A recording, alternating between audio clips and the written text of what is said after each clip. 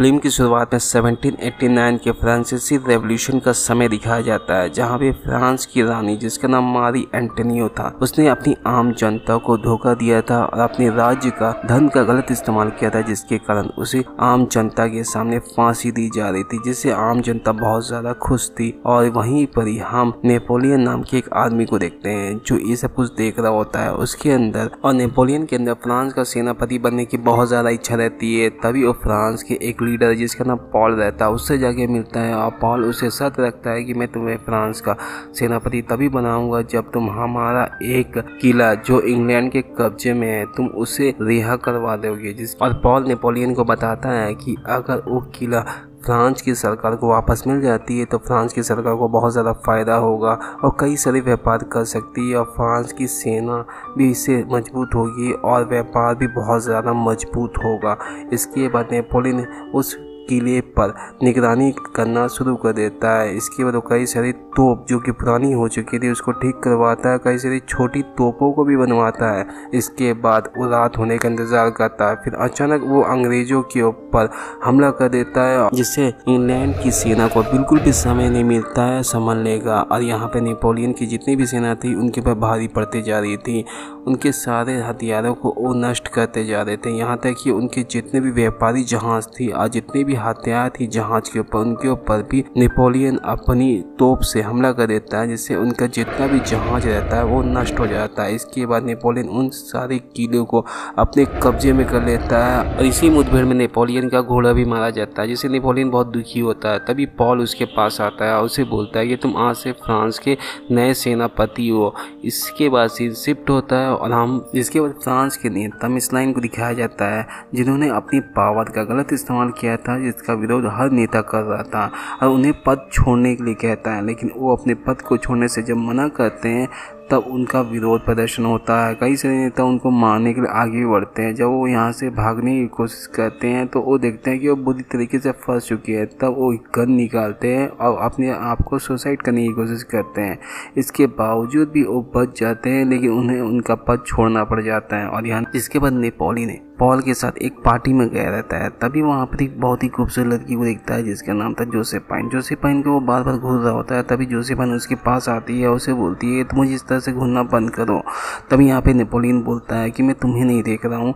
तभी नेपोलियन उसका नाम पूछता है। तभी यहाँ जोसेफाइन उसे बोलती है कि तुम खुद ही पता कर लो, मैं तुम्हें नहीं बताने वाली। और फिर वो वहाँ से चली जाती है। अगले दिन नेपोलियन के पास एक छोटा सा बच्चा आता है जो तभी बच्चा बताता है कि मेरे पिता भी एक सैनिक थे और मेरे पिता की मौत जब हुई थी उनका एक हथियार जो कि तलवार था वो सेना ने वापस ले लिया था। जो मेरे पास मेरे पिताजी की आखिरी निशानी थी वो मुझे वापस दे दीजिए। तब यहाँ पे नेपोलियन बोलता है कि मैं आम जनता को इस तरह से हथियार रखने की इजाज़त नहीं दे सकता, इससे खतरा हो सकता है। तभी वो बच्चा समझ जाता है और मुंह लटका के वहाँ से चला जाता है, जिसे नेपोलियन को बुरा लगता है। फिर वो अपने रूम से एक तलवार को लेता है और ले करके उस बच्चे के घर चला जाता है देने के लिए। तभी वहाँ पर जोसेफाइन को देखता है, उसे पता चलता है कि ये दोनों बच्चे उसी के हैं। और यहाँ पर जोसेफाइन से भी वो अच्छे से बात करता है। और इसके बाद नेपोलियन जोसेफाइन से उसका नाम पूछता है। यहाँ जोसेफाइन भी बहुत ही प्यार से उसे अपना नाम बता देती है और साथ ही साथ अपने दोनों पैरों को खोल देती है और नीचे की एक हवेली दिखाती है जिसको नेपोलियन बड़े ध्यान से देख रहा होता है और नेपोलियन बहुत ज़्यादा खुश भी हो जाता है। यहाँ जोसेफाइन बोलती है कि आज से तुम इसके दीवाने होने वाले हो। और अगले दिन नेपोलियन को पॉल बोलता है कि आम जनता बहुत ज़्यादा नाराज़ है। तभी यहाँ पे नेपोलियन बोलता है किस कारण से।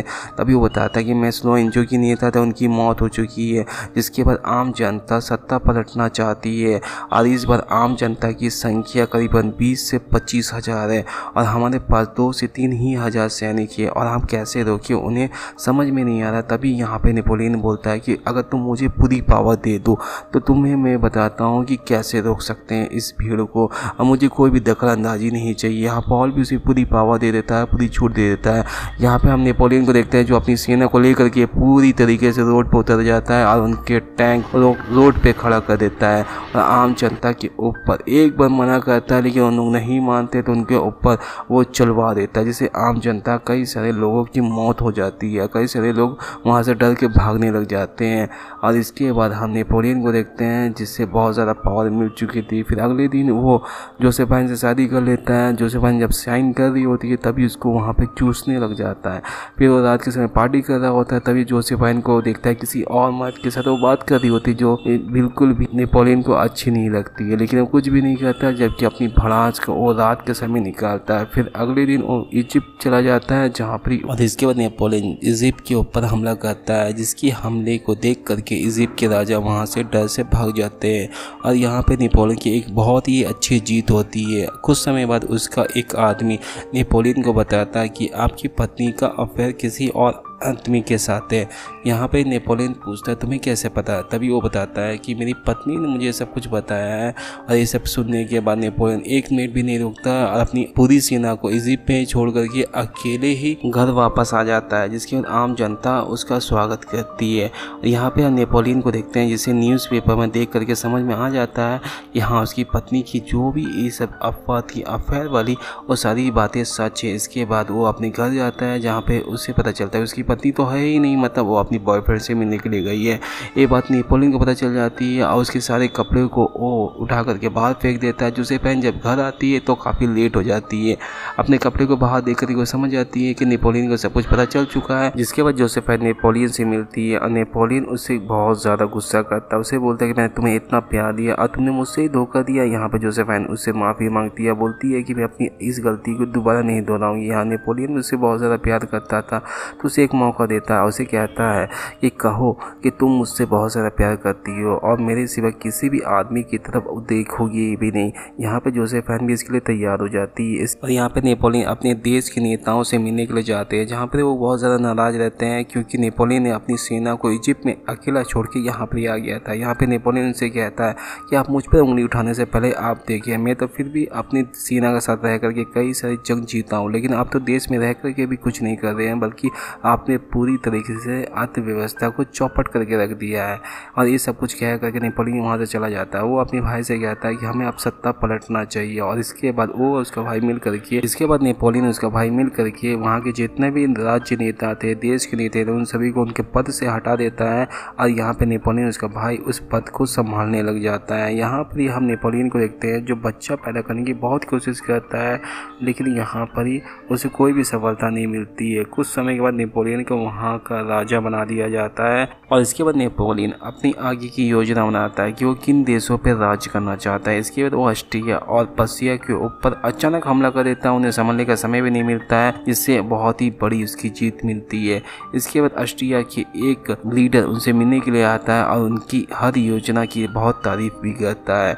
और इसके बाद वो वापस अपने घर जब आता है तब उसकी माँ उसको काफ़ी नाराज़ होती है। उससे वो बच्चा चाहती थी और नेपोलियन को उसकी माँ बोलती है कि तुम्हें एक 18 साल की लड़की के साथ संबंध बनाना पड़ेगा। और यहाँ पे नेपोलियन जब उसके साथ संबंध बनाता है तो उसे एक बच्चा हो भी जाता है। जिसके बाद नेपोलियन को पता चल जाता है कि कमी उसके अंदर नहीं बल्कि जोसेफाइन के अंदर है। तब वो उसको तलाक देने के बारे में सोच रहा होता है। यहाँ पे जोसेफाइन उसे मना करती है, इसके बावजूद भी नेपोलियन उसे तलाक दे देता है और दूसरे महल में उसे शिफ्ट कर देता है। उसे हर महीने वो पैसे भेजते रहता है और मिलने के लिए जाया भी करता था।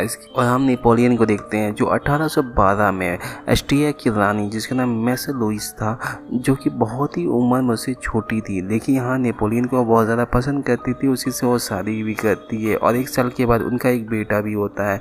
यहाँ जोसेफाइन को नेपोलियन उस बच्चे को दिखाने के लिए जाता है। जोसेफाइन उस बच्चे को देख करके बोलती है तुम मेरी बलिदान हमेशा याद रखना।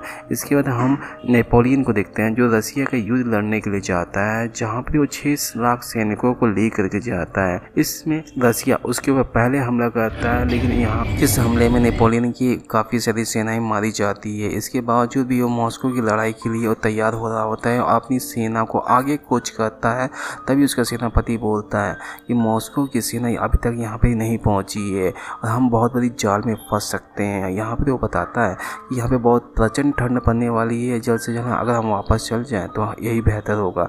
इसके बाद नेपोलियन अपनी सेना को लेकर वापस आ रहा तो रहता है, लेकिन उसकी काफ़ी सारी सेना ठंड में ही मर जाती है और अब तक सिर्फ 4000 ही सैनिक बचे थे। जब वो अपने राज्य में वापस आता है तो उसकी सरकार उससे सत्ता हथिया लेती है और उसे और नेपोलियन को 1814 में वापस एक टापू में भेज दिया जाता है, जहाँ पे 1-2 साल रहने के बाद उसे पता चलता है कि जोसेफाइन का संबंध किसी और आदमी के साथ है, मतलब चार्ल्स नाम के एक आदमी के साथ है, जिसकी एक आवाज़ सुन के बहुत ज़्यादा नाराज हो जाता है। फिर वो अपने देश वापस आता है, जहाँ पे उसकी सेना उसको रोकती है। तब वो बोलता है कि मैं अपने सैनिक के बिना नहीं रह सकता, मैं तुम्हारा राजा हूँ और मैं तुमसे मिलने के लिए आया हूँ। जिसकी ये बात सुनने के बाद वहाँ के जितने भी सरकार थी, जितने भी लोग थे, उनको वापस अपने देश में आने देते हैं। इसके बाद वो जोसेफाइन से मिलने के लिए जाता है, लेकिन उसे पता चलता है कि जोसेफाइन की मौत हो चुकी है, उसे एक बीमारी हो चुकी थी जिसके कारण उसकी मौत हो चुकी थी। ये सब कुछ उसकी बेटी बताती है। इसके बाद नेपोलियन अपने देश के नेताओं से मिलता है, जहाँ नेपोलियन को पता चलता है कि आसपास के जितने भी देश थे जिनको वो छोड़ दिया था, वो सभी देश अब बागी बन चुके थे। और यहाँ पर ही नेपोलियन अब प्लान करता है कि वो जिस देश को छोड़ चुका था उन सभी देश पे हमला करेगा और उसको जड़ से उखाड़ के फेंक देगा। यहाँ पर वो योजना बनाता है पहले हमला करने की। अब युद्ध की शुरुआत हो जाती है, जहाँ पे नेपोलियन और ड्यूक दी वेलिंगटन के साथ युद्ध हो रहा रहता है। यहाँ पे नेपोलियन उसके बाद अचानक हमला कर देता है, जिसे उसे समझने का मौका भी नहीं मिलता। यहाँ पे नेपोलियन अपनी प्रचंड सेना के साथ उसके साथ पूरी तरीके से जीतने ही वाला होता है। तब तक पर्सिया को पता चल जाता है। तब पर्सिया के राजा नेपोलियन के ऊपर पीछे से हमला कर देता है, जिससे नेपोलियन की बहुत बुरी हालत होती है। फिर नेपोलियन अपनी कुछ सैनिक को लेकर वहाँ से भाग जाता है। कुछ समय के बाद पर्सिया के राजा से मिलने के लिए आते हैं, जहाँ पर वो बताते हैं कि तुम्हारे देश के साथ हमारा एक समझौता हुआ है, जिसके अनुसार युद्ध यहीं पे खत्म हो जाएगा अगर तुम्हें एक टापू जिसका नाम था सेंट हेलिना, वहाँ पे तुम्हें भेज दिया जाए। अपनी पूरी जिंदगी तुम वहीं पे बिताओगे जहाँ पे जोसेफाइन को रखा गया था। और इसके लिए नेपोलियन भी तैयार हो जाता है। नेपोलियन वहीं पे चला जाता है जहाँ पे जोसेफाइन को रखा गया था। वहाँ पे उसकी याद भी आती है, अपनी पूरी जिंदगी वहीं बिताता है, वहीं पे उसकी मौत भी होती है। इस बेहतरीन फिल्म का यहीं पे अंत होता है। उम्मीद करते हैं आपको ये फिल्म अच्छी लगी होगी, तो प्लीज चैनल को सब्सक्राइब, वीडियो को जरूर लाइक करें। मिलते हैं अगले वीडियो पे, तब तक के लिए थैंक यू फॉर वॉचिंग।